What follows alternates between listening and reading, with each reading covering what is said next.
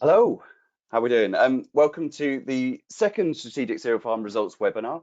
Thank you all for coming and registering. Looking forward to a really good webinar today. So we are looking at how to put IPM to work.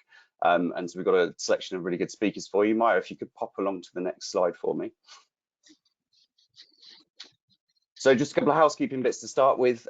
Everybody who's attending will have their microphone off and their camera off. So the way that you can communicate with us is through the chat. So there'll be a little box you see usually pops up on the right hand side of where you're looking, and there'll be a chat function in there where you can drop us questions. We've got Matt from AHDB in the background who's going to collate all those together and send them through. So as the speakers go along, stick your questions in the chat, and then we'll come to it with the panel Q&A at the end. Any sort of technical questions and bits and pieces, put them in there as well. We're here until 2, so we've got an hour and a half. So we've got really quick introduction, and then we've got 4 speakers to get through, and then we'll leave plenty of time to make sure we do some Q&A at the end so that you can get your questions answered. There are basis and racer points for this applied for, so I don't know how many yet, but if you haven't put it when you registered or you've forgotten, stick those in the chat as well, and Matthew and Maya will stick together a list in the background. We'll make sure those are submitted. Just to make you all aware, we are recording the webinar. We stick them on the website afterwards so people can come back and view them or review different bits if they want to. So hopefully that's okay with everybody as well. So if you can move on to the next slide for us, Maya. So as I said, this is part of the Strategic Cereal Farm Results webinars for November. So every Tuesday in November, we do a webinar with a different theme.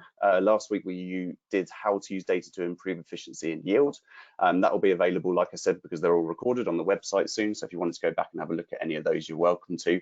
Today, we're looking at IPM. Next Tuesday, we're looking at cover crops. And then at the end of the month, we are over in Scotland with Joel Williams, because we're doing that as part of his roadshow that we're doing with Joel Williams at the moment on nutrient use efficiency and nitrogen use efficiency. So this is a chance for the host farmers and the scientists that work with them really to show off the results that they've come across in the year and also look forward to the year ahead. If you could go to the next slide for me, Maya. Just in case you're not aware, strategic cereal farms are different from monitor farms. So these are longer commitments. So the farmers come along with us for a 6-year project, and they're a slightly higher budget than the monitor farm webinar. So we can pay for sort of replicated research that really sort of tries to answer the questions that you guys are asking. They're managed by the host farmer and also a steering group made up of sort of stakeholders and local farmers. So hopefully it's really, really relevant to the kind of stuff that we want to be talking about. We've got 4 strategic farms happening at the moment. You have to be called David to partake in the strategic cereal farm. It'd be nice to mix that up at some point.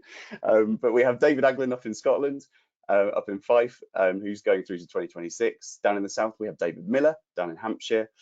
Up with me in Yorkshire, we have David Blacker, and then just started, and we're going to hear from him today, is David Jones over in Norfolk, who's taken over the mantle for Strategic Farm East from the Barkers, who have just come to an end this autumn as well. We're also going to hear from NIAB and Brian Barker today as well. So if you can flick over to the next slide, please, Maya. So the first on the agenda, this is the agenda for today. We're going to hear from David Jones, as I mentioned, who's the new Strategic Cereal Farm East. We're then going to move on to hearing from Ben Burrows about some bits and pieces from IPM for the Strategic Cereal Farm South. We then got Will Smith and Brian Barker for Strategic Cereal Farm East, some of the final results of the fungicide input project. And then lastly, an introduction from Charlotte from ADAS on some new work that we've got, Strategic Cereal Farm North. So we're definitely using the IPM, large IPM definition today, not just sort of BYDV and cabbage stem flea beaters. We're talking about IPM, you know, the larger scale, and including nutrition and disease and everything in there, really. So without further ado, I think David is there and he's on and he's unmuted and ready to go. David's going to give us a quick 10 minutes over what is going to be on the agenda for Strategic Cereal Farm East, the new one for the next coming year. Okay, we ready? Oh, hi there. So I'm David Jones from Norfolk, and so we've just started our Strategic Farm East, and we've got 3 themes that we're going to follow and what we're going to investigate. So the first one is I've got quite a population of ryegrass that eludes me. Some fields I can get on top of it, some fields I can't. We need to be better at doing that because ryegrass is even harder to control than blackgrass. Because it germinates throughout the year. So we probably know what herbicides do. Sometimes they work, sometimes they don't. But what we want to try and do is investigate how ryegrass grows and how we can control it. So a weed is just a plant that's in the wrong place at the wrong time. And if you imagine all the plants that are in Norfolk or the UK, there's only a handful that's really a problem. So things like fat hen, cleavers, blackgrass, ryegrass, wild oat. But they only happen to be there because the conditions we create to grow wheat and barley and other crops suits the ryegrass and blackgrass, but suits the ryegrass. So we've got to learn how those conditions that suit the ryegrass and try and avoid them. So how can we create conditions within our cropping rotations that ryegrass doesn't like, and hopefully we can find the key to reducing the populations. And it's not going to be an overnight thing. It's going to be a slow, long-term process with crop rotations, with using herbicides as well. So that's the number one thing we're going to look at. Number two is BYDV. So this just comes at a time when the government is saying, we'll give you £45 not to use an insecticide. Well, really what they should say is, we'll give you £45 to find alternative solutions to using insecticides to control BYDV. So that's what we want to try and do in the work package 2, is identify, is there times when we don't need to use insecticides? So I suspect some locations we do need to use insecticides all the time, but there'll be locations where, and low risk places where we don't need to use insecticides. And the thing is, pyrethroid insecticides are cheap, so just whack it on, it'll be fine. But actually, there's a bigger impact into the environment, to other insects, particularly predators of aphids. So if we can create conditions where we've got more predators, they're more abundant, then maybe we can manage the aphid population without insecticides. So trying to identify where they are, what the populations are. So I've got some fields already covered in yellow water pans that are looked at twice a week to measure the population. The other thing from that, so as you'll probably know, AHDB have got a decision-making tool on the website where you can, it's a T-sum arrangement. So you put in the drilling date and you can work out when you need to spray aphids. Rather than just spraying it while I'm going through the field, I'll spray it anyway.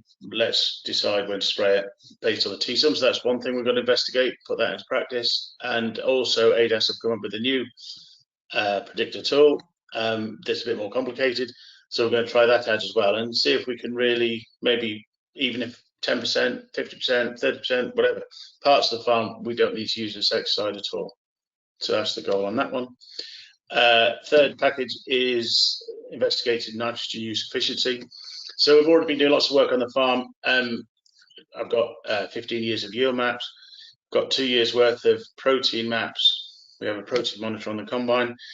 We've got some other projects investigating the field, soil properties, crop properties. So this is just another layer of information. And what we want to do is try and identify, because we know fields vary, crops vary, and we want to try and identify parts of the field where we're either using too much fertilizer or not enough, and we can adjust our fertilizer rates based on the information we've got. Perhaps not just on green area index, but history, soil properties, and so on. Another little add-on to that is to try and use alternative sources of nitrogen, whether it's foliar applied, soil applied, to try and identify areas we can reduce nitrogen. That's the work package, that's what we're going to do. One of my big aims, goals for this 6-year project is to make sure that the information we generate is put into a format that is readily available. So rather than a scientific paper being produced that sits on a dusty shelf and perhaps a bit long-winded to read, we want the information in a format that the industry, farmers, agronomists can just pick it up and think, oh yeah, I understand what it is, I can do that, I can apply that on my fields straight away, and in a place where it's easy to get hold of, so whether that's social media, videos, but also written documents as well, but in an easy digestible format. So it's all very well doing the work, but it's important to spread the message about what we're going to do and the outcomes of what we've found. Thank you very much. Over to you, Joe. Perfect. Thank you very much. So yeah, we're really excited. It's going to be a really good, sort of a really collaborative project. So NIAB and ADAS have come on board to take care of the new Strategic Farm East alongside Harper Adams, and also with some in-kind contribution from Garth Machinery. So I think we've got a really strong project there that's going to be really relevant and interesting as we go forward. So yeah, really excited. So thank you very much for introducing it. If you've got any questions for David or any questions about the work that we're going to do there, stick them in the chat through to Matt, and we'll pick up on them with David at the end. So we'll move on to our second presentation, which is a bit more of a results presentation. So we're going to move on to Ben, who is the, as I mentioned, the agronomist at Strategic Farm South. I think Ben and David have got a really interesting relationship as an ex-agronomist myself, in terms of sort of sharing risk and taking some chances as well. So Ben's going to tell us a little bit about what's happening there. And just as sort of an overview that, you know, this approach is used across the trial. So it's sort of interesting to all the work packages that we've got going on at Strategic Cereal Farm South. So yeah, I'll hand over to you, Ben, if that's all right. Oh no, we've got a poll first, haven't we? So Maya, next one. Sorry, I forgot. So can't get you up and around and moving, which I'd like to do in physical meetings, but I can get you clicking and sort of helping, you know, keeping your brains active that way. So the first poll question we got, Maya's going to flash up the multiple choice answers that we've got. So we thought it'd be interesting to sort of tee up Ben's presentation with the question of what level of risk do you normally accept when considering IPM approaches? So we're thinking of cultural controls, rotational controls versus conventional approaches. So really thinking about agrochemical inputs and nutrient inputs and that sort of stuff. So if you could select one, we've got high, so willing to try anything, willing to accept the risk, see what happens. We've got moderate, sort of happy to consider IPM options, but not if the risk is too high. And then we've got low, so generally sort of relying on those conventional approaches because they represent lower risk, but will consider IPM approaches if the risk is okay. So if you can click one, I'll give you 1 minute. We ought to have some music or something while we're doing this, and then we'll display the answers.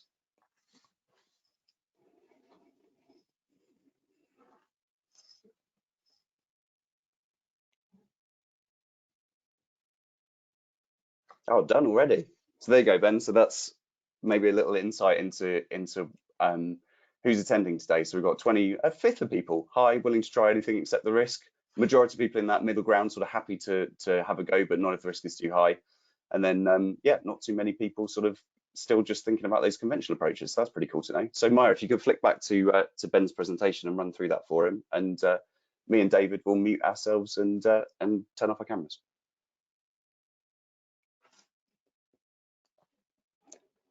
Excellent, thank you very much, Joe. That's great, and no, we'll touch on some more about risk a little later on in my presentation, and so that is a really good introduction there to see those results. So good afternoon, everyone. Thank you for inviting me to speak with you all this afternoon. My name's Ben Burrows. I'm an independent agronomist with Crop Management Partners based down in the south of England, and I've been working alongside guys in the independent agronomy sector for around 10-11 years now. And I've been working with David Miller at the Strategic Farm South for the last 3 years.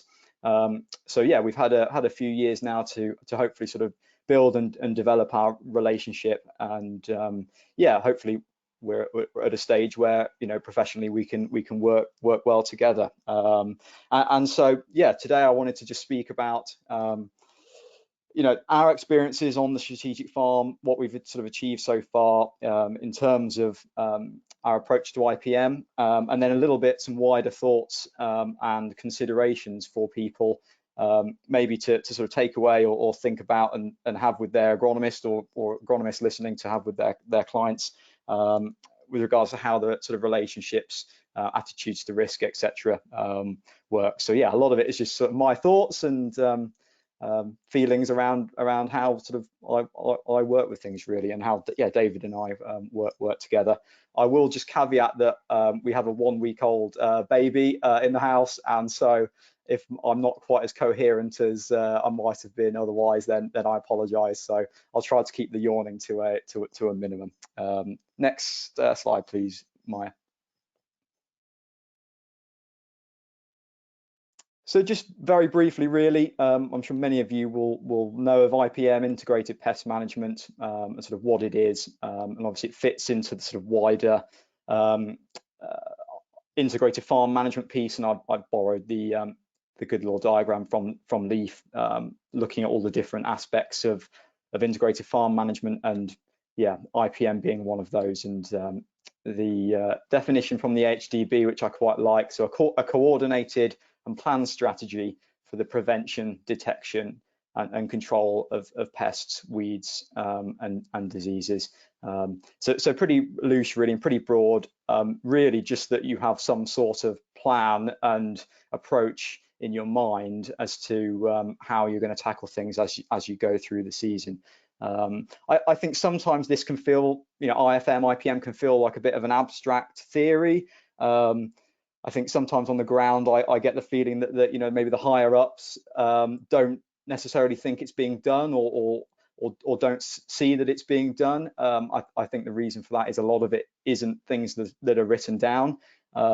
Obviously, it is something that needs to be shown now for things like red tractor, SFI payments for IPM plans, but a lot of the time they're things that aren't written down. They're taken into account by agronomists and farmers sort of every day, every time you walk through the field, but they're not sort of formally, they're not formally written down into a plan a lot of the time.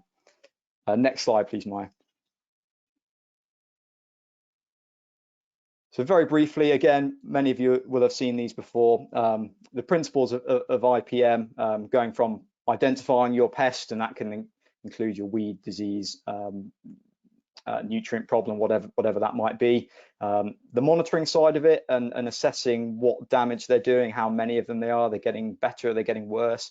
Then looking at guidelines for when you might need to take management action or a chemical intervention, for example.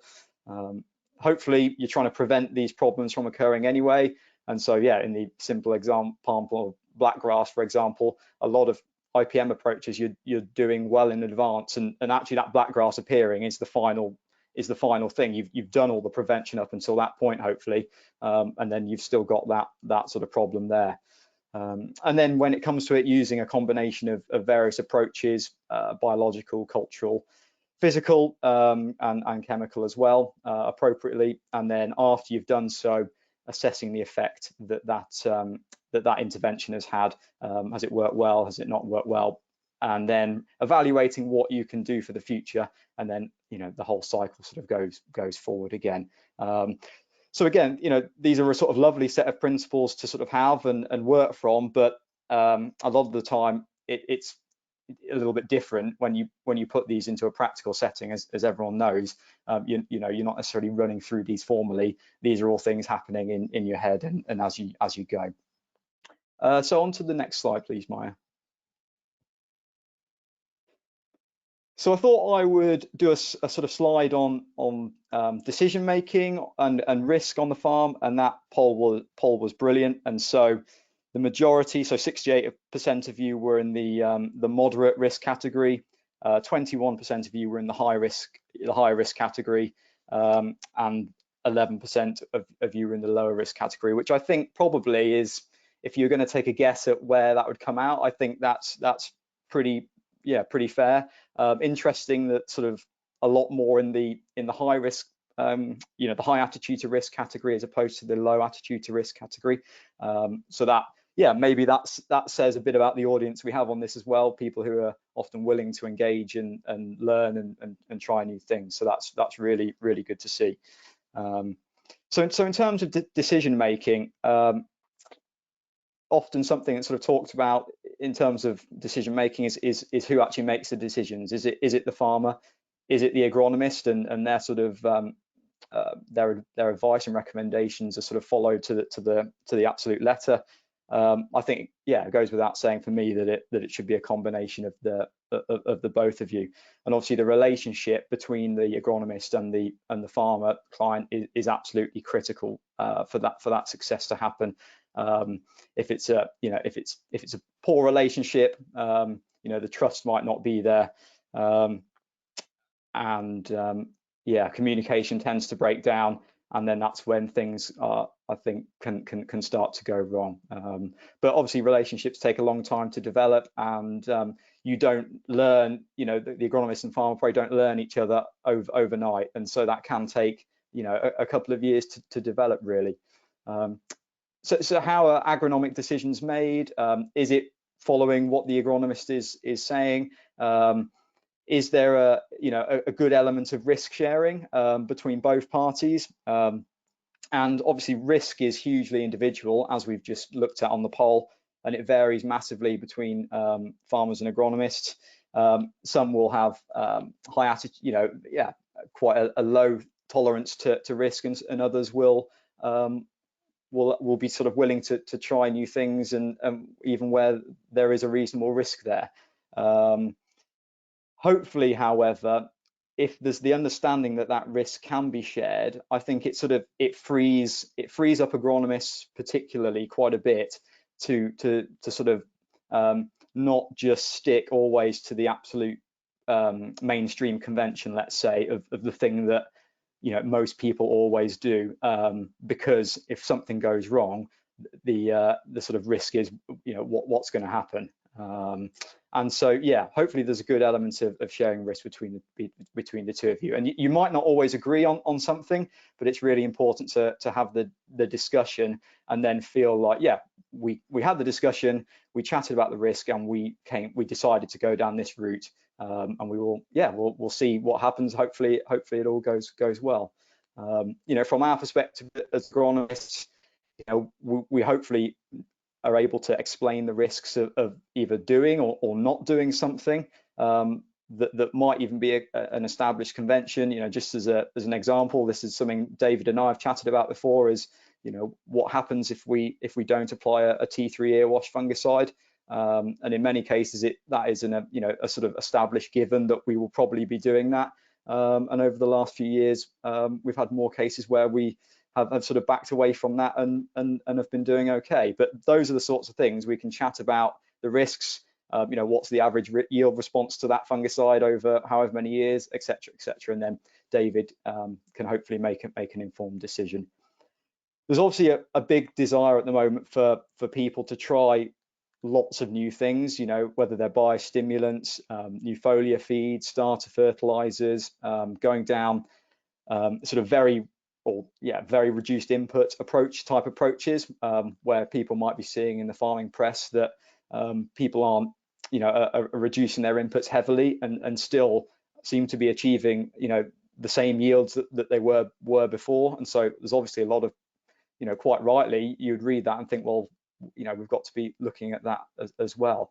And the thing I would say is that for a lot of these new products, practices, etc., there isn't necessarily a huge amount of reliable scientific evidence on how they work, and so I think there needs to be people need to be prepared to do their own research and learning on that, and be aware that there will be successes, and you'll think, wow, we did that, we took a bit of a risk on it, and it's worked fantastically well in this situation. And then there's times where unfortunately it can go wrong, and just being prepared for that, and hopefully it's not on a huge area, and the financial implication of that isn't massive. And so yeah, that's where it's really worth thinking about what your attitude to risk is, and where you lie on the scale. And it can change in different scenarios. For example, on BYDV, you might say that you have a very low tolerance to risk, but in terms of the T3 fungicide, for example, if it's dry, then you're willing to take much more risk. So obviously it can vary massively with each situation. And then just lastly there, I've said something that, if we take a risk on something and the result doesn't go as we liked, will the agronomist be blamed? And I think they're probably in the industry is a fear generally of that, and what might happen if things go wrong. And I think probably in many cases, unfortunately, that can hold back. That can hold back trying out some new approaches sometimes. Next slide, please, Maya. So what I thought we'll do now is just have a run through 3 different examples, practical examples at the strategic farm with David, where we've done things a little bit differently to the sort of conventional norms. Next slide, please, Maya.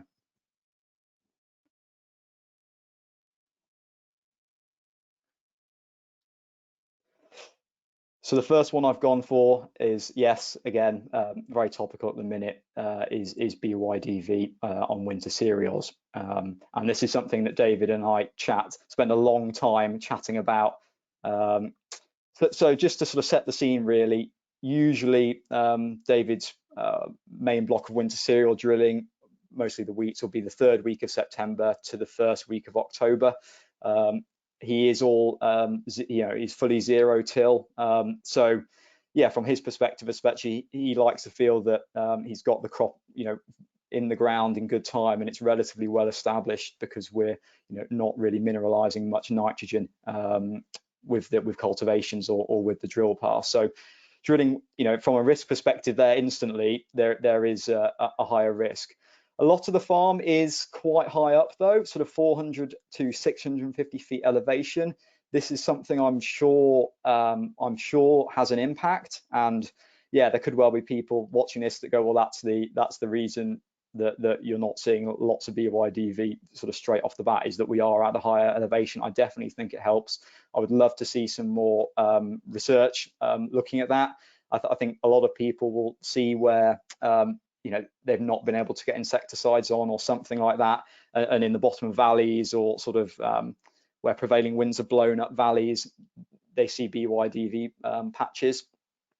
So normally during our autumn crop inspections, we do find aphids in the crop. Generally, I'd say not that easily. I often say to David that, I say to a lot of people that if I spend enough time crawling around on the floor looking, I will probably find aphids in the end. So just that seeing them or not seeing them, I don't feel is always completely reliable. But in this case, we don't tend to see a lot. And we normally hit the AHDB aphid decision management tool that Dave was mentioning earlier. We normally hit the threshold for treatment on that on most fields.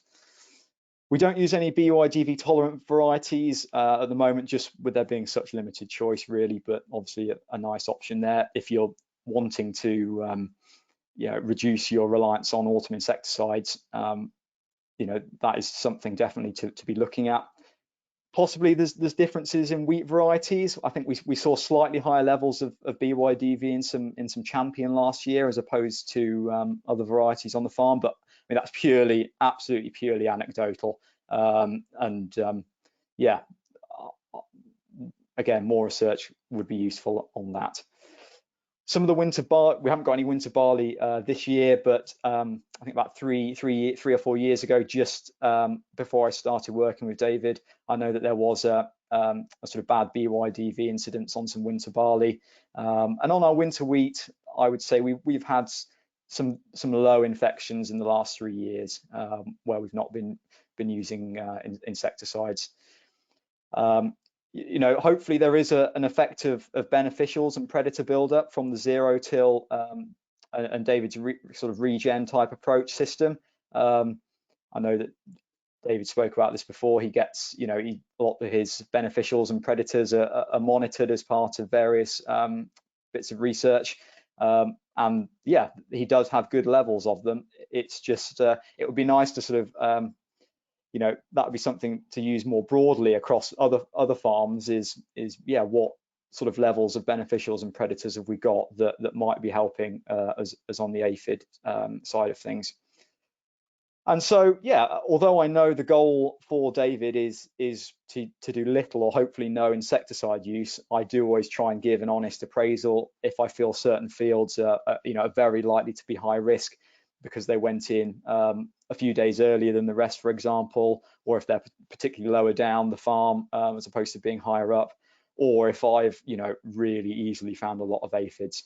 I would absolutely mention that to David. And in the past we have yeah, the last few years we have used the odd insecticide on some wheat where we've needed to, but the majority we haven't, and we have tended to be okay.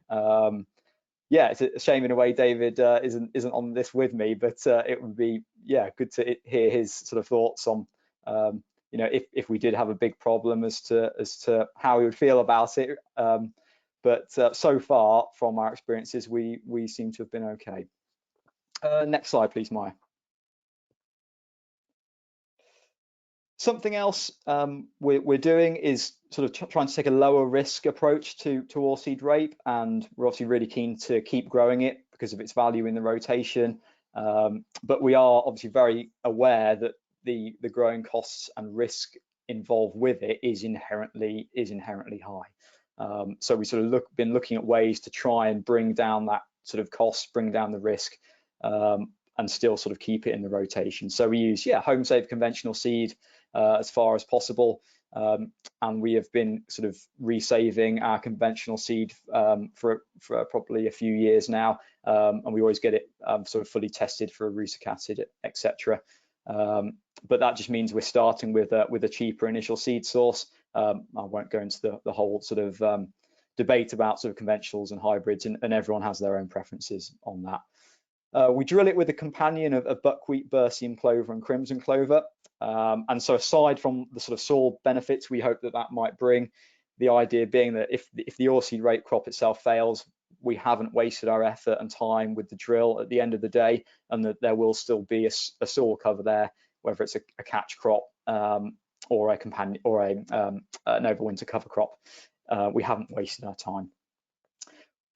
So David doesn't apply any starter or seedbed nitrogen in the autumn anymore, and he doesn't use any insecticides, which I know is more common amongst more conventional growers as well, just because of the resistance levels with the flea beetles, and sort of feeling that they, in many cases, aren't doing a lot. Sometimes they do, but in many cases they possibly don't. And yeah, we seem to have been okay from the not putting any starter fertilizer on. The crop does sometimes feel a little bit slower to grow, but at the end of it, it all seems to sort of get to a similar sort of place, to be honest. Normally, we don't apply a autumn fungicide. The varieties we're growing have decent foma and light leaf spot resistance. But I think, having chatted to David last visit, I think we are going to be trying some fungicide this autumn in a couple of places, as we have seen a lot higher foma levels than where we have done previously. And so that's where, yeah, the discussion and the sort of making a shared decision comes together, that, yeah, we've seen a lot more than we have done in the past, and we will be therefore putting the fungicide on in that case. Our weed control is broadly the same as any other rape crop, really. So obviously, yeah, makes up a very large percentage of the variable cost spend. Yeah, very expensive, unfortunately, but yeah, we still want to keep it as clean as possible. And sort of David's average yield for the past few years, sort of around 3.5 tons a hectare. So you know, I would say pretty respectable, really, given we're not spending a huge amount to get there, and taking you know, taking a lot of risk to get there as well, in terms of investment into the crop up front. Okay, next slide, please, Maya. And so just a couple of photos, because I'm aware I've got a lot of text in my presentation here. So on the left-hand side is a crop of rape with the companions in it, so buckwheat, you can see quite easily, and some berseem clover, and the crimson clover you won't be able to see because that is sort of in the bottom of the canopy. But on the right-hand side, this was a field a couple of years ago where we actually sort of managed it so that we left the crimson clover. The buckwheat and the berseem clover died out from the frost over winter, but the crimson clover stayed. We didn't take it out with a herbicide just to see what was going on. And yeah, the crimson clover came up quite high into where all the pods were. And I know that David said at harvest it was a bit more of a challenge trying to cut these few tram lines that we had left. So yeah, something we had a go at, and we haven't Since then, we didn't find it work very well, so we make sure now that all the crimson clover is taken out with the herbicide. Next slide, please. And then the final example I thought I'd look at is sort of zero fungicide, lower input type trial field of winter wheat we did last year. And so we had a three-way blend of feed varieties, Graham, Dorsum, and Champion. Chosen really only because they were sort of three that we were growing on the farm anyway. You can get far more technical in terms of how you pick them in terms of maturities and making sure the heritage, the parents of all the varieties aren't related in the past and all this sort of thing. But yeah, it was very bit more sort of loosely casual how we pick them. With the aim really being to try and reduce the disease pressure through having some genetic diversity with the varieties. So our main hope was to see a lot less septoria pressure, but in terms of rust, we had a lower attitude to risk on rust, and our sort of agreement was that if that was coming in, if yellow rust was coming in, we would treat it with a fungicide very quickly. But as it happened, no rust came into the crop. And then alongside this, we thought we'd try sort of lower inputs generally rather than just doing looking at the fungicide side of things. So our nitrogen was quite heavily reduced. That was a total of 120 kilos of N plus Foliar for 137 kilos in total, as compared to the sort of farm standard, which would be more like 180 kilos of N. And then using a lot less growth regulator on the crop because not sort of pushing it as hard with the nitrogen. We did use more foliar nutrition, did spend more on it, including 2 applications of foliar sulfur, which was something we were trying. This was just a single field trial against other fields in the same block and on the same soil types and previous crops. So not statistically replicated or anything like that, but we found it yielded the same as other fields in that block where they're a single variety with fungicides and with the 180 kilos of N. So yeah, we agreed it was just something that we would carry on with this year and sort of expand a little bit more. And something that I think can get forgotten about is that it was something a bit fun and a bit different. And yeah, we all see a lot of crops the same crops every day, and so it is enjoyable to have something different to have a go at as an agronomist. Obviously without taking huge amounts of risk. This was on one field, and we're unlikely to do the whole farm like this. Next slide, please, Maya. So this is just a couple of photos of that field with the 3-way blend and what it looked like last spring. So 23rd of May on the left-hand side with the flag leaves fully emerged there, and it was still looking really pretty respectable. We were really pleased with that. And then again a couple of weeks later or so on the 6th of June with the ears mostly emerged, it was still looking pretty good. Later on in the season, like a lot of crops, it did start to break down to septoria, but it wasn't particularly worse than anything else really that had fungicides in that particular case. So yeah, really interesting and something we will hopefully try again. Next slide, please, Maya.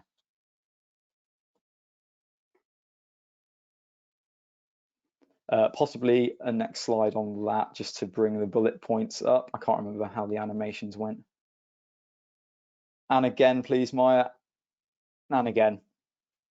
There we go. So in summary then, the relationship between growers and advisors is absolutely critical for the best, the most effective implementation of IPM. And I think it really frees people up to explore options as opposed to simply going with the what's always been done or with the established convention.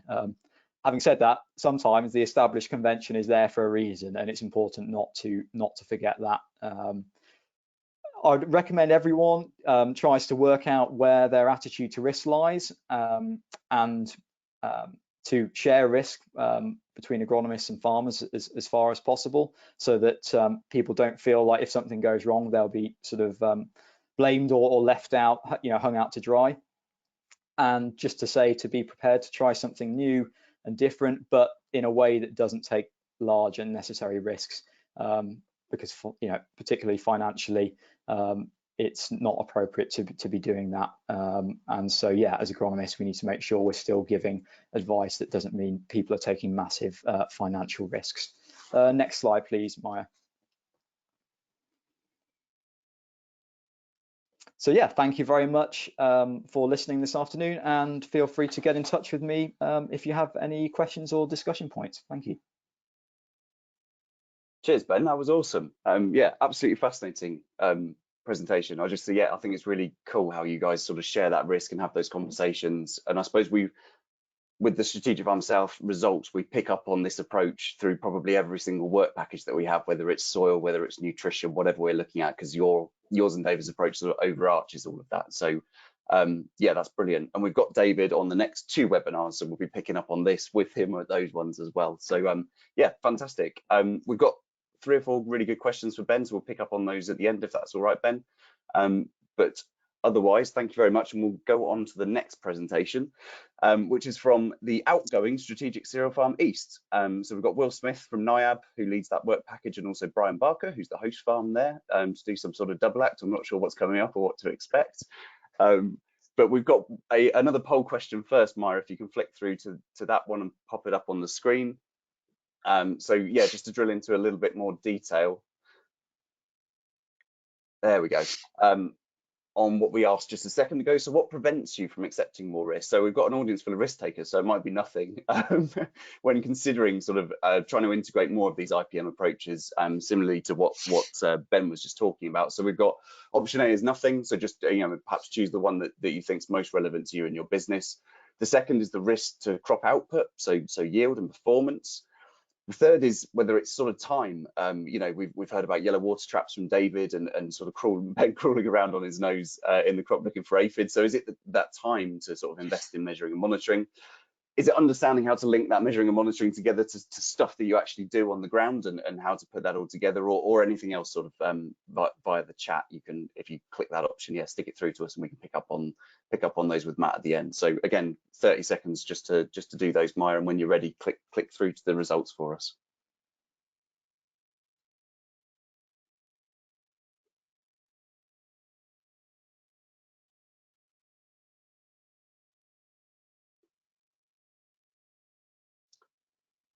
So fair enough. Probably we could have guessed that was, yeah, similarly to the previous one. It's the risk to crop output that's the real driver, which is absolutely fair enough, isn't it? Because that's really is what's going to drive the net margin. But hopefully some of the applied research that we do around it sort of takes some of that risk out. And so I think, yeah, having these presentations and talking about it, and hopefully some of the work that Strategic Cereal Farm Network's doing in terms of taking R&D, putting it into practice in commercial situations, hopefully we're helping sort of move that along. So that's really interesting. So if we click off of that for me, Maya, and then we head over to the presentation, I think Will's going to drive his own slides so we can give him control.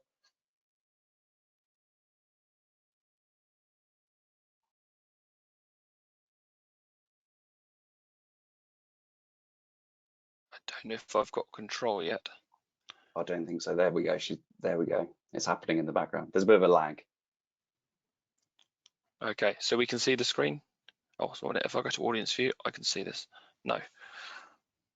Not yet. So you'll have your little box come up. Pick the drop down that you want to share, and then we'll be away once Maya gives you control.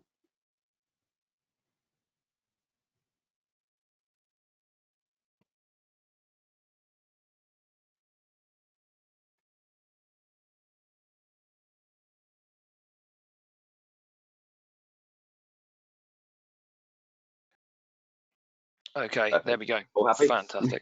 Brilliant. Cheers, Joe. Cool. No worries. Thank you. I think to put you at ease, neither me nor Brian are quite entirely certain what's going to happen either. So no. Anyway, no. Thank you very much. I think what Ben talked about is going to become really apparent in what we've been doing with Brian over the last sort of 5 or 6 years in terms of managing lower inputs, and specifically managing lower inputs around our fungicide use and again our attitude to risk and all of that tends to come with it.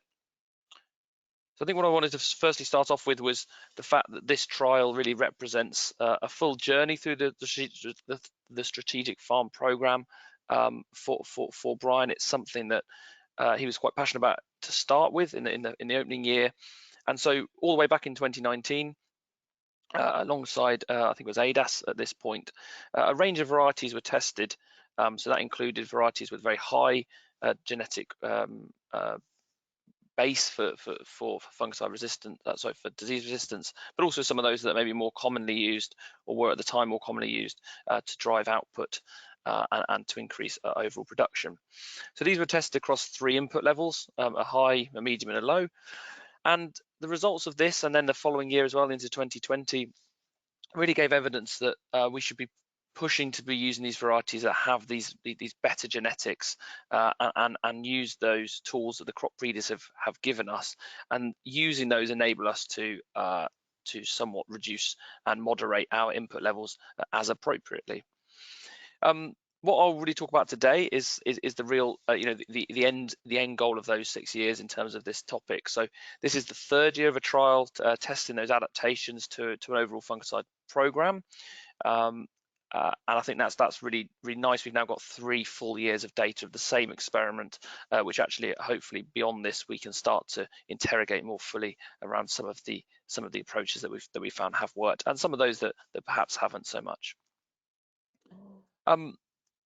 I think if I bring Brian in, I think hopefully he might be able to add something to his sort of decision making and his thought process on that topic as well. Yeah, so thanks, Will. It was very much at the start we were looking at how we could reduce our inputs because the price of wheat was quite low, and so we were trying to get the best net margin. So we were looking at high yielding varieties, spending less, and seeing what we got off the return.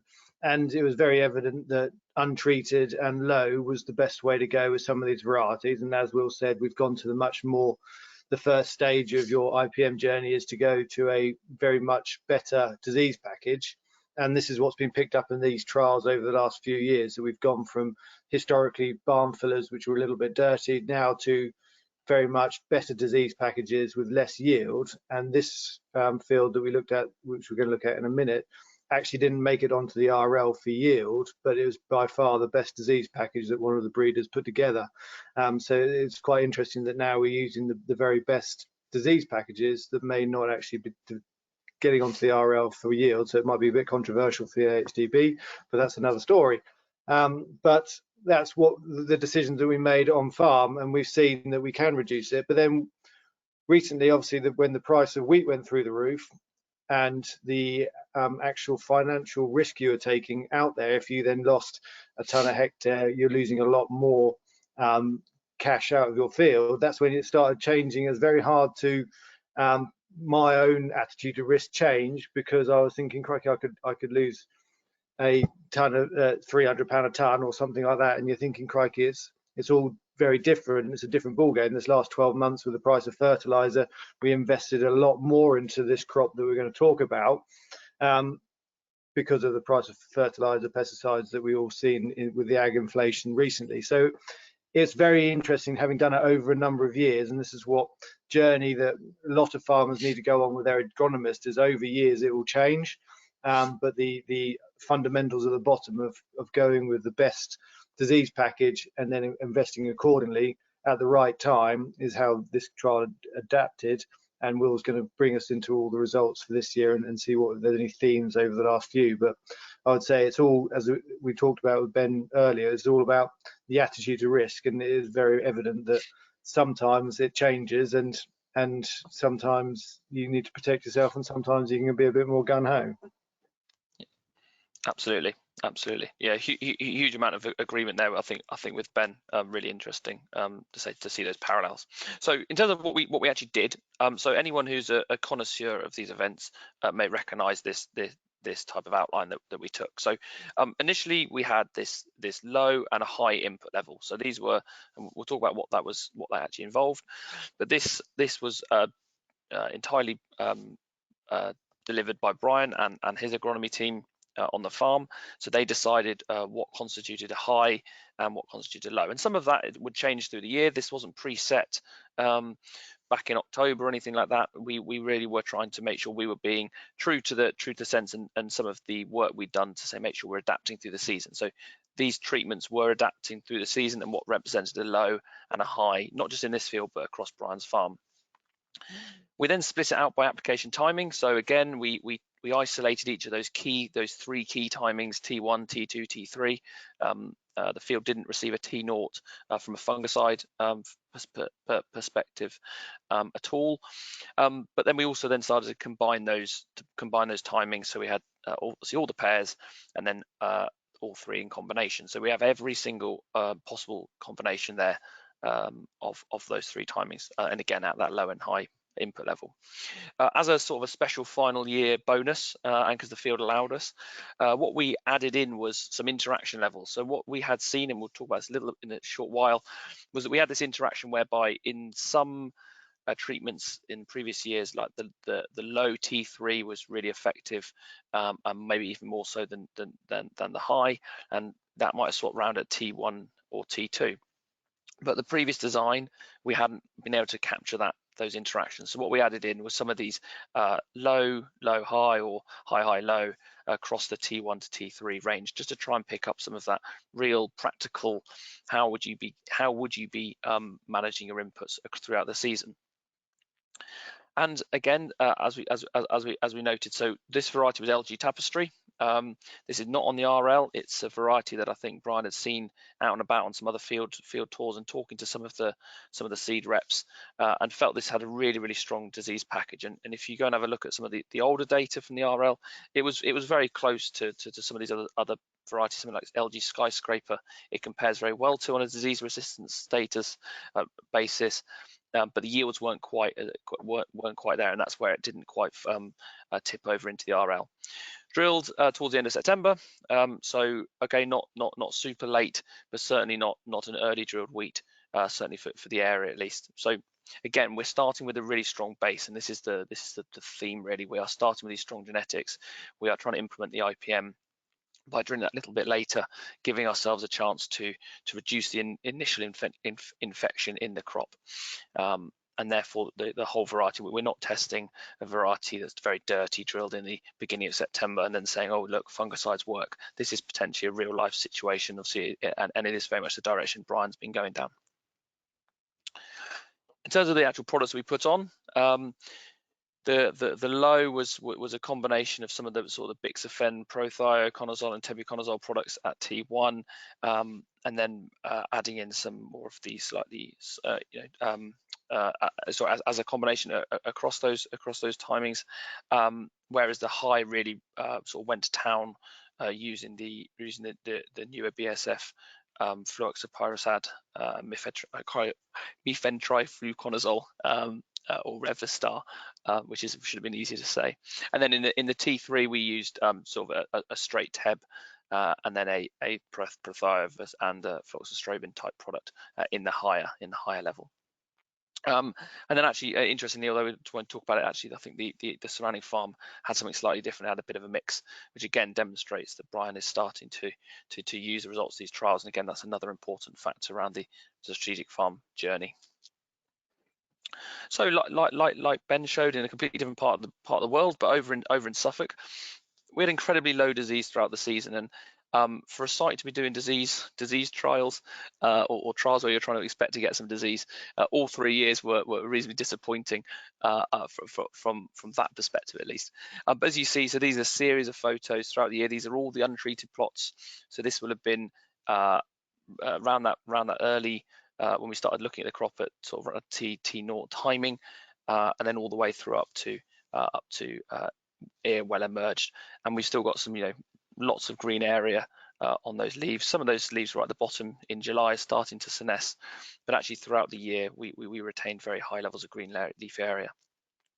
We did have some levels of septoria early in the crop. We did detect some in those very lower leaves, but actually we still had a drier than average May and June at the site, so this didn't seem to move up through the crop in any great deal. in any great significance at least. And we also didn't have this late influx of yellow rust that we have had in previous years, sometimes really highly large patches appearing in the fields. This didn't seem to come through in this season at all. So very, very low disease throughout the season. Can I just add, Will, when we were actually on farm, we were actually feeling that for once, the last 2 years, we weren't worried about Septoria. It was so dry. Whereas this year, we actually had quite regular rain events. Okay, they weren't that much, but we had early Septoria. And so that's where our risk of actually, was this going to be the Septoria year that we didn't want to be caught out by?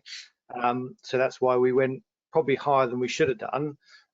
With our rates and everything, because generally in the area Septoria was actually moving quite prevalent.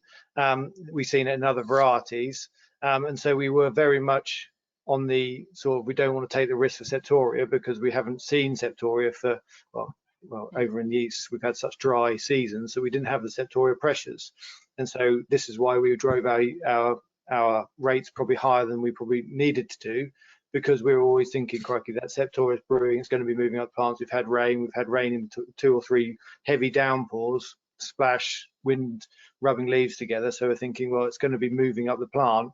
And that shows that we actually went too far with our sort of risk in our minds to actually be forcing us to invest too much when we should have probably held back a little bit in places.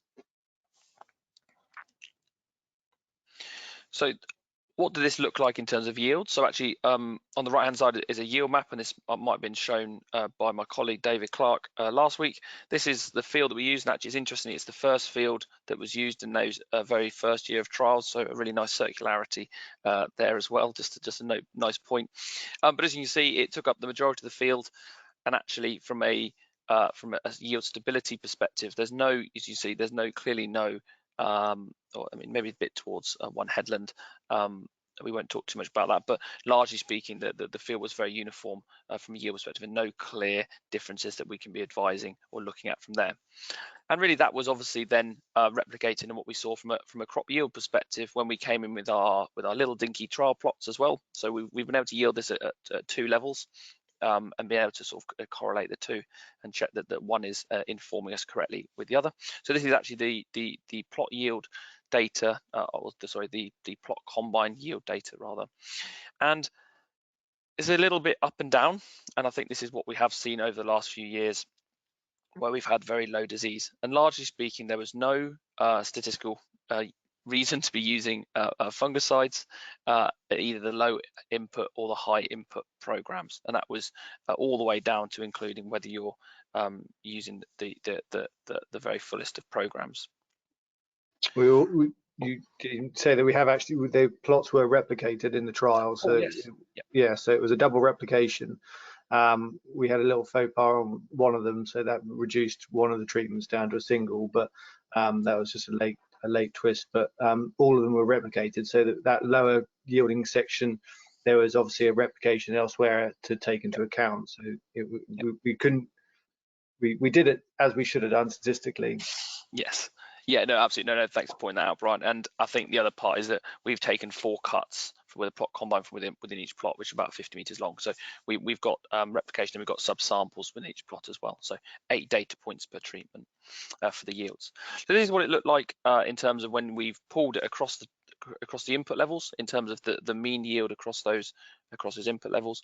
And interestingly, if you're only going in with a single timing, and I think this is, again, it's something that we have replicated over the years in terms of an overall message on this, is that going in with an isolated T1 or T2, possibly in reaction to disease outbreaks, obviously not necessarily in this case, it still allowed sufficient disease to be building through the crop either before or after the application with other infestations through the season. So, you know, one way to cut your fungicide is not by just wholesale cutting application timings. And despite the low yielding overall, also the low fungicide response overall, we still do consistently see this trend whereby a full program is used, we are still seeing an uplift in yield. And again, although actually not not statistically significant. We did see extended greening periods following the use of fungicide programs, particularly where we've had the full approach taken in that full program. So although it's not statistically significant in this season, these are just SE bars. Although it's not statistically significant in this season, we are still seeing that trend where we support some level of fungicide use. And these are the yield responses from those 3 seasons of this approach. So by being able to split out every single and isolate each individual application timing, we're then able to try to proportion or apportion the yield response that's due to each individual timing in isolation and within a program. So a little bit of calculation is needed. But what this really came out with is that last season was the lowest yield response we'd ever seen across the 3 years, with the highest actually coming in 2021. But also, obviously, even within those 3 years, you've got very different levels of yield response apportioned to each timing. So in that first season, we saw quite even levels, particularly associated with the high input level, with actually the T3 returning a particularly high yield response, something we hadn't seen in some of our wider work within NIAB. So we have the Morley lots trial, which sort of has done this has taken this approach, but has gone back nearly 20 years now, and we don't really typically have seen this sort of response to the T3 in previous iterations. And then into 2022, and that T3, if anything, became more important as a percentage of that yield response, and that really was in response to that yellow rust infestation that we saw coming in late in the season. So it's interesting to see and to hear from Ben that actually that's a timing that they're often questioning, presumably for maybe, and we can talk about this, but presumably for some of the ear diseases, we were still using this T3 to control very late leaf disease. So different sort of approach. We need to consider both areas of infection and where they may affect yield going forwards. But as I say, into that final year, it was the T2 associated with that high program that was the most beneficial, whereas actually in the lower program, the T2 was almost not ineffective. And it's the T1 and the T3 that really took the plaudits there. However, I say, when you're talking about such low levels and non-statistical levels of yield response, it's very difficult to make fully firm conclusions, but it does seem to suggest that possibly in this changing climate, we are needing to put more thought into some of those later applications. And then really margin, and I think this for me is really the important. One of the really key things about where we start to frame IPM, and it is about risk, of course, and often we see it as a risk to losing additional margin or additional yield, and therefore what that's done, and therefore we're often using these treatments as a proactive insurance policy, so we feel that we are protecting the yield. And in this year, okay, this is incredibly dramatic in the sense that almost all but one treatment combination gave us a negative gross margin relative to the untreated from our fungicide perspective. So we know this is in isolation of any other treatments that would have gone on. So this really shows that without the yield response, the space to spend is incredibly limited. And when we have these incredibly low yield response years, even spending a small amount, so some of these treatments, so for example, just treatment 2 would have been just that low T1 application on its own, where you're spending maybe 30 or 40 pounds a hectare. And even those are giving you negative gross margins relative to that untreated. You would, in almost all scenarios, been better to have done nothing in this site at Brian's. This isn't helped by some negative yield responses, but again, non-significant. So we need to not read too much into it. But as a trend, as an approach to take forward, we need to be aware of the margin of our cropping business far more. And I think again, that's something that Brian's very sort of maybe passionate, might be a bit far, but he's certainly a strong advocate. If he's there, I don't know if you could comment on that, Brian. Yeah, no, it's just being brave and understanding the season and reacting to the season is key. When you look back at the 2001, 2002, there were very much rust years, and so it seems like the rust payback portfolio was much more better to invest in. Whereas this year, when we were thinking Septoria, we didn't really have the levels that was going to be a problem, and so that's why the untreated was better. But it would be very brave to go untreated over the whole farm and just go, well, we'll see what happens.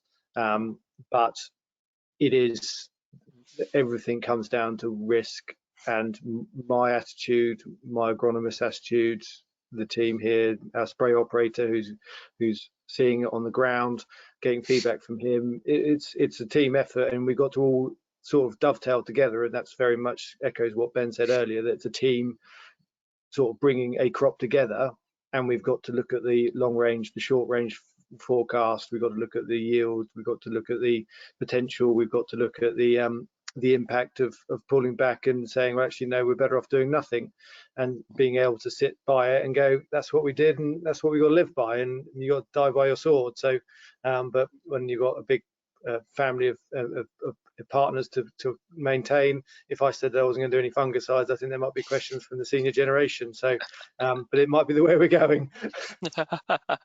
Yes, no. You have to keep harmony on the farm. Certainly, that's probably another topic for another day. Certainly. So, what I really wanted to touch on was in context of those results. I think really one of the important thing, obviously, is to know is when could we reduce inputs? When might we reduce inputs?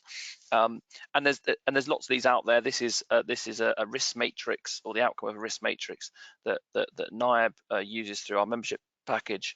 But this and others will sort of give you a set of questionnaires for you to rank your risk dependent on several factors. So things like drilling date of the crop obviously becomes quite important, and the variety, but also your location. Actually, interestingly, I looked at 3 or 4 of them before this webinar, and attitude to risk at a personal level for yourself or the agronomist, whoever was doing the survey, what was present on all of them, and therefore it shows how important that is. And actually, when you look at the scoring matrix, is as important as your location, which is a really interesting, again, an interesting topic to think about. And I'd certainly recommend that as growers and as agronomists, you as in some way give a metric to your overall attitude to risk, and therefore how does that profile onto your crop. So I say this is the output table, whereby if you've got a low final disease risk score, you might approach it in one way, and that may obviously differ to if you've got a very high disease risk score. And I think some of this takes a little bit of the your decision making out of it. It's not entirely giving it over to a decision support tool, but it helps to guide your decision making. I think that's where we need to be increasingly looking at other data sources to help guide our decision making in these sort of more difficult, unpredictable years.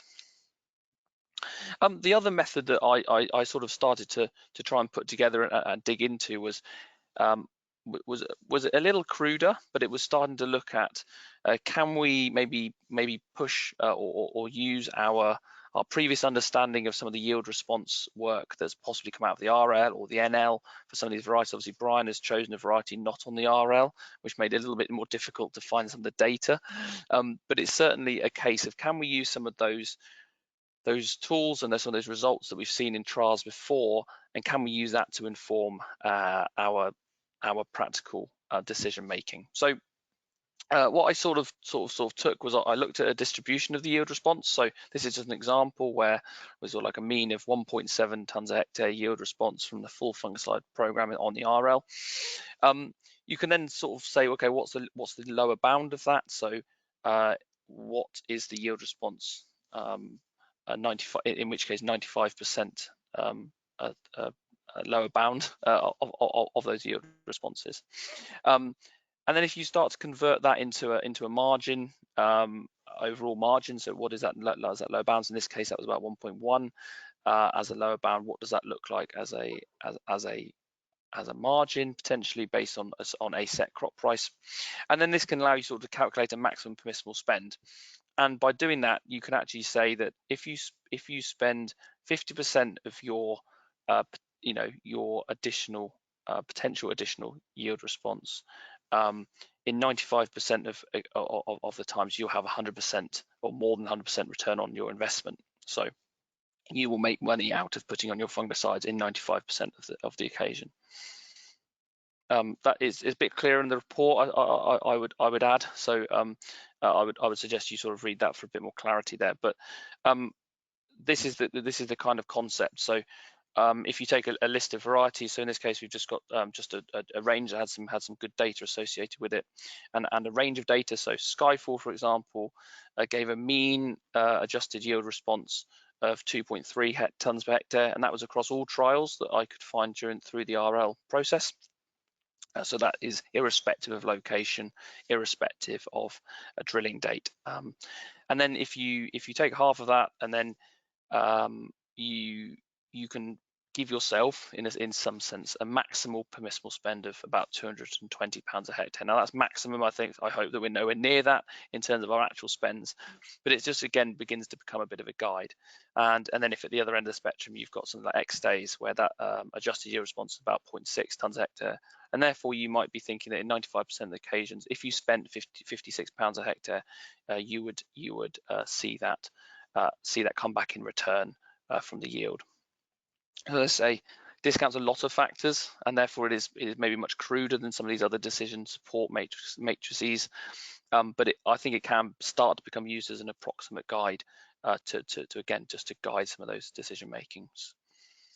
Interestingly, if you start to map that onto what would have happened this year, so this calculated maximal permissible spend is for LG Tapestry. Again, not too much data because Brian went rogue, but we had that would have been about £110 a hectare if you're using a crop price of 250 tons per hectare, which was sort of an average over the growing season.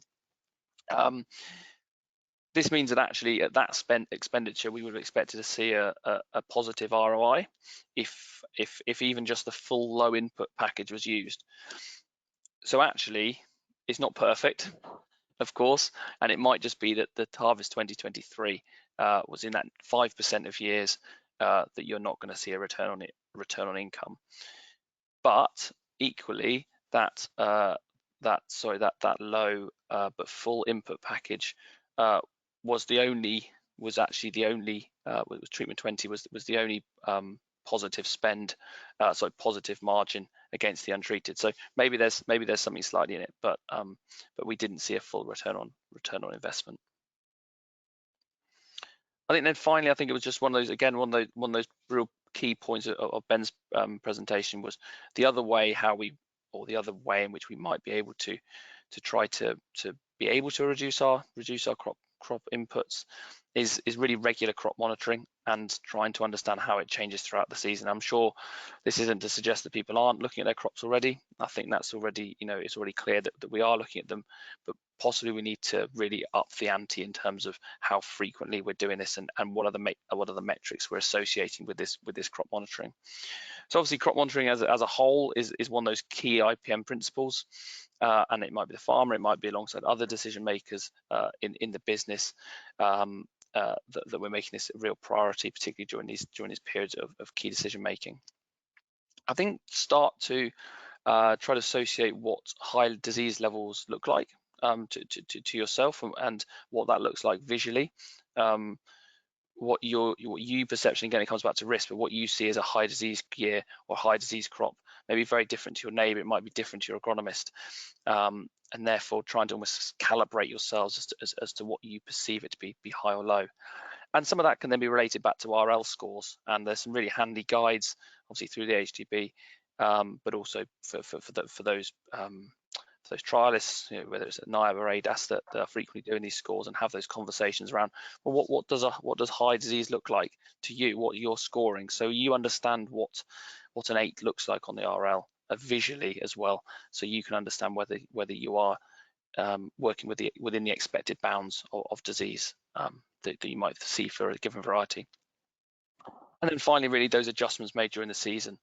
And I think what's really important is that actually a week can be an incredibly long time during these times, and if it's just rained or it has been dry for a long time and then it has just rained in between the recommendation being made and actually getting out to the field, whether that's because of work rate or because of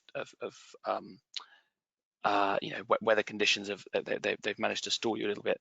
A week's a long time, and therefore there might be significant changes. And if you keep going ahead with that initial recommendation, there might be an opportunity to either upregulate or downregulate our products that are going to go into the tank. So if there hasn't been maybe a timely application, really look to potentially ascertain whether there's potential to adjust what we're doing. And that's obviously difficult on farm when you've got products, and therefore playing around with some of those rates may be an appropriate way to look at it in a given year.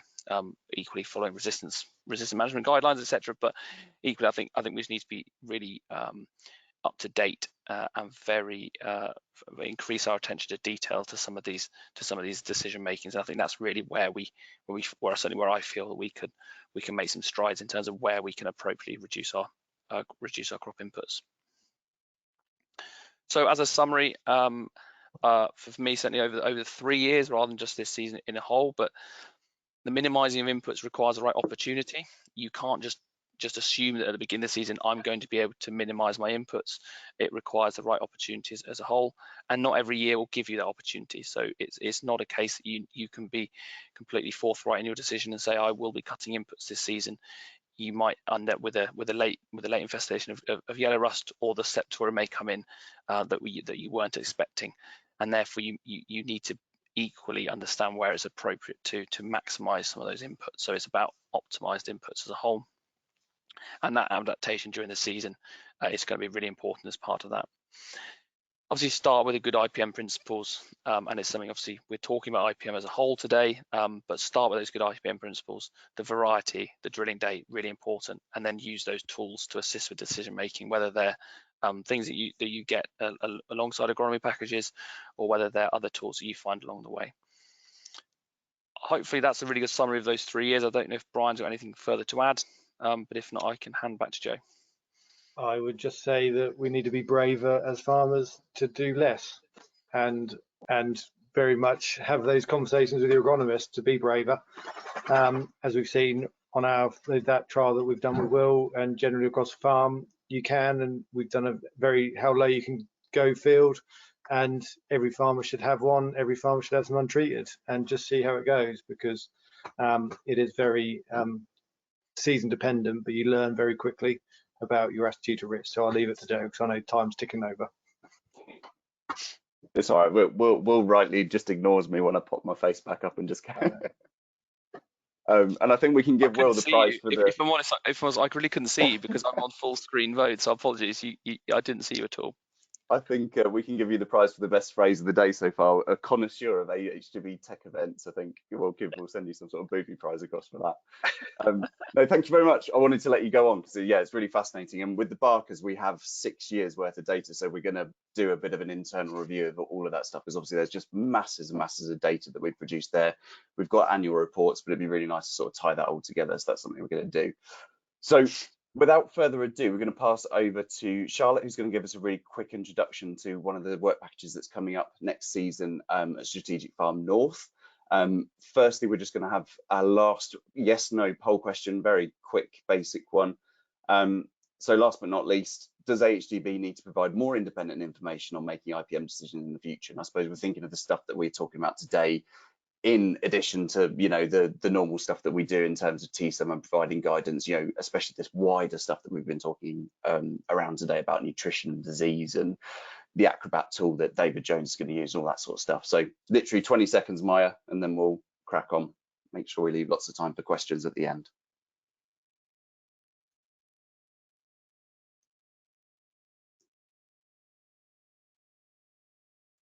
Hey, that's good. So 85% yes, 15% no. So hopefully, yeah, you can see that through this, we're certainly not leaving IPM behind, I don't think, and moving from the Barkers, who especially have had quite a strong approach on this, and moving over to David Jones, who's sort of zooming in really on that BYDV and varietal tolerance and all that sort of stuff, and measuring, monitoring. Hopefully we'll continue to do so, and we'll pass these along to the research teams as well. So Maya, back to the presentation, please, and then Charlotte for just the last quick intro to that, and then we'll get to the questions. Thanks, Joe. And it is a quick update, so hopefully I won't eat into the time when we can be having a discussion. But I'm part of the team working with the Strategic Farm North, so David Blacker. I'm a crop physiologist with ADAS, and we have, as part of the work packages for this coming season, we're looking at a Foliar N trial. Maya, if you could move on the slide, please. So why Foliar N? David's main interest is the nitrogen use efficiency angle, and if he can increase that. But he also wants to test if he can reduce his crop protection, namely fungicides, which is why we're in the IPM webinar. But there's also the opportunity with foliar nitrogen that you can reduce your costs, reduce your carbon footprint. There's the potential to boost grain protein and also to delay senescence. So there are a lot of things that can be looked at with foliar nitrogen. Maya, if you could move the slide across, please. So within work package 1, we're very much looking at comparing the foliar nitrogen applications with the standard soil nitrogen application to look at nitrogen use efficiency and disease pressure in winter wheat. We're looking at using Overton 4 for this trial. You can see a nice Google Earth picture of Overton 4 there, and also the shallow electrical conductivity map. We've separated this field out into 2 zones based on that, and you can see our W for our soil sampling zones. Last season we did some benchmarking of all the fields in Strategic Farm North. The Overton 4 was drilled mid-September with Champion, and prior to that it was winter beans. And if you could move on, please, Maya, that would be helpful. Thank you. So the trial design, we have 6 different treatments divided into the nitrogen treatments and the crop protection. Starting with the nitrogen treatments, all of the treatments will receive the same amount of N to make it a fair comparison. Treatment 1 is the standard soil applied solid N. Treatment 2 is this, minus 40 kilos per hectare, and then the addition of foliar nitrogen with a rate that will make up the total amount we're applying to each treatment. And then treatment 3 is the standard solid N minus 80 kilos, and then using foliar N to make up that 80 kilos in whichever rate of the product we use. The other side of the treatments is the crop protection. So we'll have a standard crop protection treatment and a reduced crop protection treatment. So at the minute, we're thinking the reduced crop protection treatment will be no fungicides applied, but I believe Dave is still going to apply herbicides and PGRs. We have 2 replicates in the field, so you can see on the left with the trial design that we have the clear, the green and the yellow as the different treatments replicated twice, and then we're splitting the field for the crop protection. So we have standard and then reduced depending on the side of the field. And we're using double tram lines for each of our treatments so that we can avoid any edge effects from applying the solid N. We haven't decided yet which foliar N product we're going to use, but it will be one of the products that only contains nitrogen. I know that there are a number of different products on the market that have different mixes of nutrients and biostimulants and molasses, etc. But in order to have a robust trial design and to fully test and compare the nutrient uptake efficiencies, we're just picking a product that has nitrogen only. And apart from what we're investigating, everything else is going to be the same. And so that we don't have any limiting factors, we'll also be applying other nutrients to all of the treatments.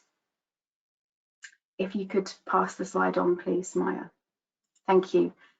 So during the trial, we've got a bunch of assessments that we're going to be taking. Initially in the spring, we'll do soil manure N assessment, and at the end post-harvest. We'll take a total N offtake in the spring to determine soil nitrogen supply, and that will help inform the N rate we finally go with. At the start of stem extension, we'll do a crop tissue analysis of the leaves to look at nutrient uptake at that point. As disease pressure is a large part of the trial, we'll be doing a number of different checks of that. So at growth stage 33, we'll do a check for yellow rust. And if it's present, we'll do a full assessment. Growth stage 39, we'll look at foliar diseases and greenleaf area. At growth stage 75, we'll look at greenleaf area and foliar stem and ear diseases. Pre-harvest, we'll take a crop biomass and we'll look at tiller numbers and nutrient analysis.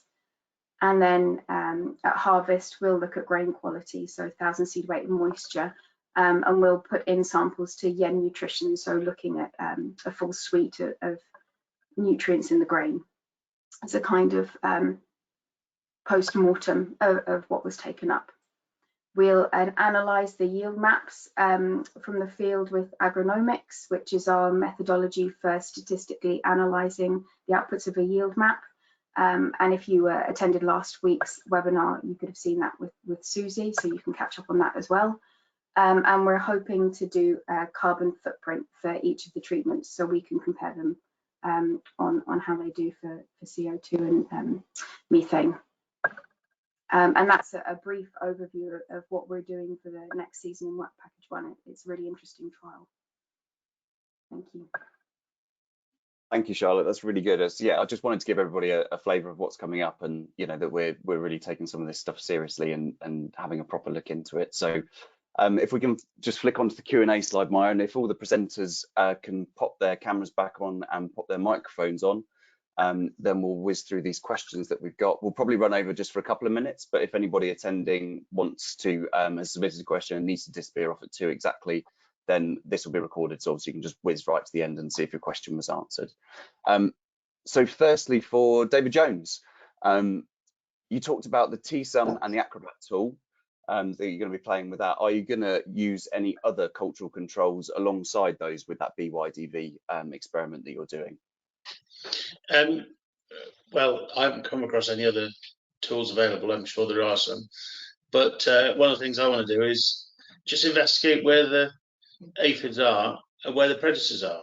And well, I've sort of estimated that on this farm, 20% of the area we own is not crop, so it's hedges, ditches, verges, trees, garden, whatever, which must host aphids, but it probably hosts predators as well. So I think what we're going to do is try and think like an aphid and understand where the aphids are and where they come from and how we can control them naturally.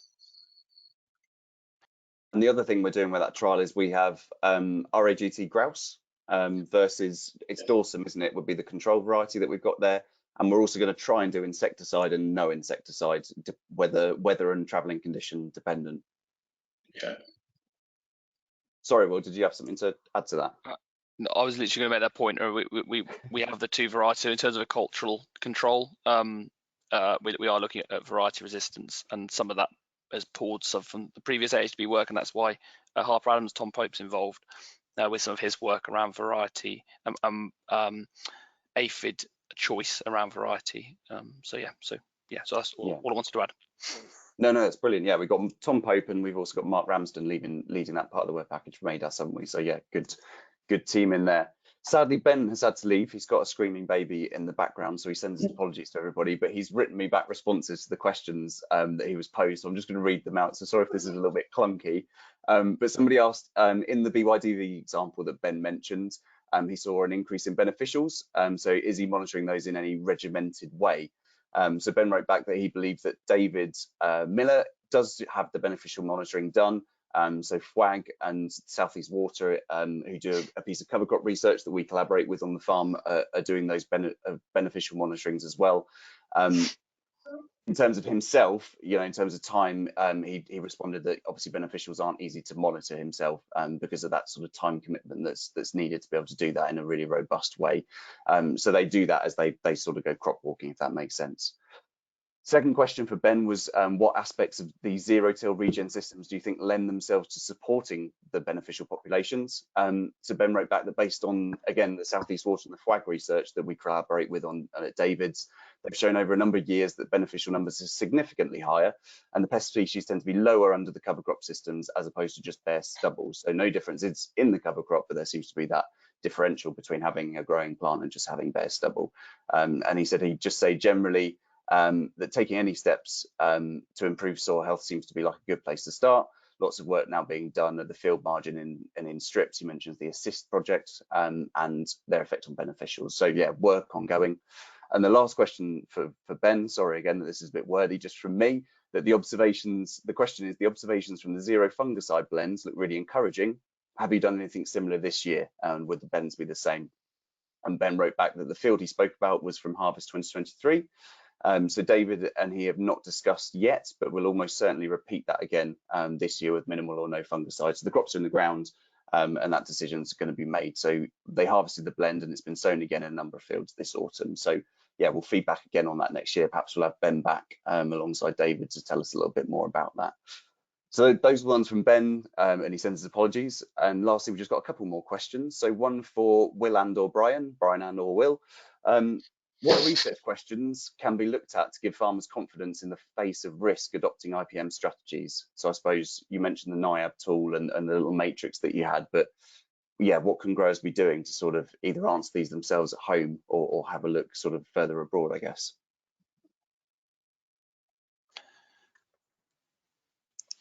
Go on, Will. So what was the question? So what research questions can be what can we be thinking about really to give farmers confidence in the face of sort of tackling some of these risks and taking them on at home?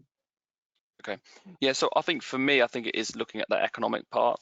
I think that the risk to crop output as a whole is obviously a really high risk, and particularly if crop prices are high and if you've managed to forward sell into a buoyant market. So that's obviously going to inform how you approach risk. I think it does also give us an opportunity to look at some of the SFI type options and how they might be able to combat some of the risk. I think, you know, was an interesting conference last week, and it was about who pays for that risk and sharing risk. So again, it was interesting to hear from Ben as the agronomist, and obviously David as a grower. They see it as a partnership around sharing the risk, and I think that's a really nice way to think of it.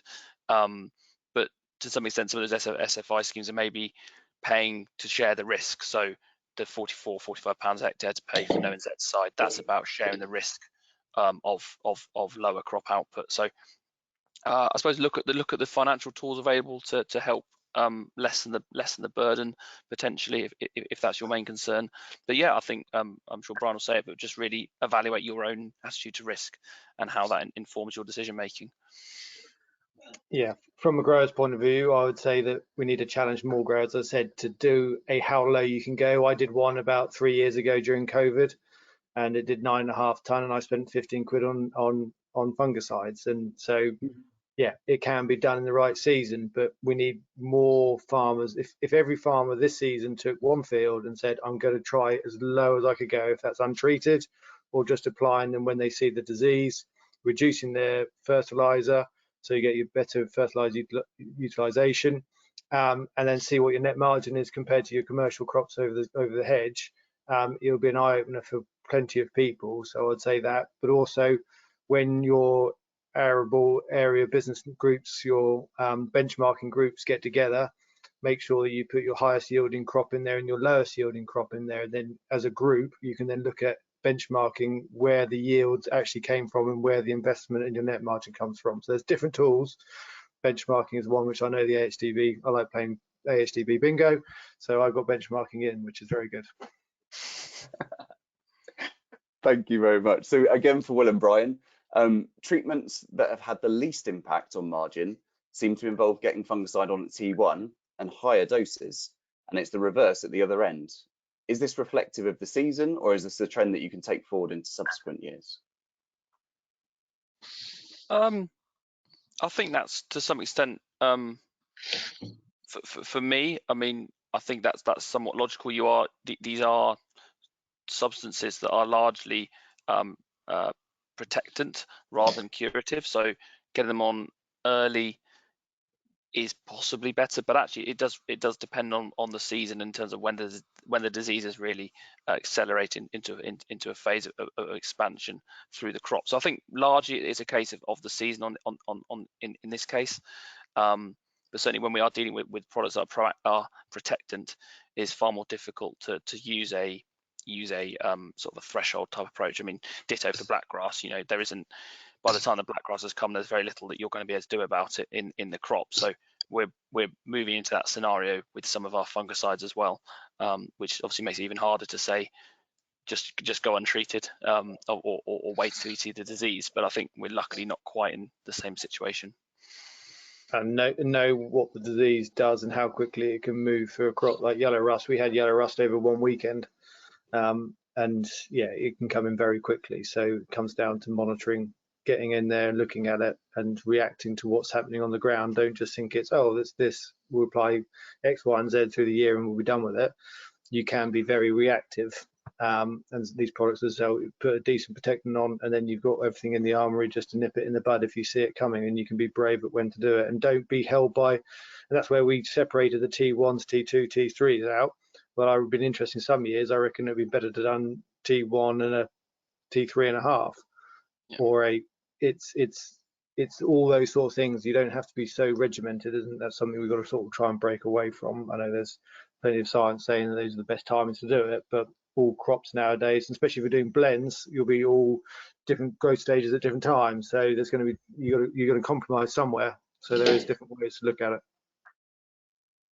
Brilliant, thank you. And maybe for Brian, again, this sort of touches on some of the other sort of stuff that you've done with Patrick as well. Somebody's commented that I'm interested in any experience that the panel have with strategic predator habitat strips. And yeah, I know you picked up on that in different parts of the strategic farm east work. Yeah, so probably Patrick's more of the person to talk to me, and he's probably listening next door through the wall. But it's very evident that these flowering strips that we've put in our farm, and Aoife of NIAB has done a lot of work looking at it from a growing cereal point of view with the aphids, how far they go into the field, where your beneficials, your slug predators and your aphid predators through the season. But what we found is there's so much more that comes with these flowering strips. It's you can't actually put a value on these extra insects that you're bringing. We've had new discoveries of bumblebee, of aphid eating midge that we didn't even know existed. There's so much more in these margins, and by putting them in there, either through your countryside stewardship or your SFI, just getting more flowers, more grass into your farmed landscape is going to benefit you long term in your IPM strategy, and you can be very much braver at reducing your insecticide usage and then using the SFI to go insecticide free. So there are benefits.